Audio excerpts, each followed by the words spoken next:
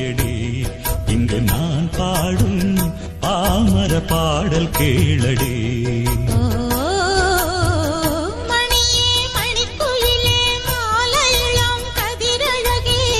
கொடியே கொடிமலரே கொடியிடையில் நடையழகே தொட்டையிடம் பூமணக்கும் துளிர்கரமோ தொடையினைக்கும் பூமர பாவை நீயடே இங்கு நான் பாடும் பாமர பாடல் கேளடே.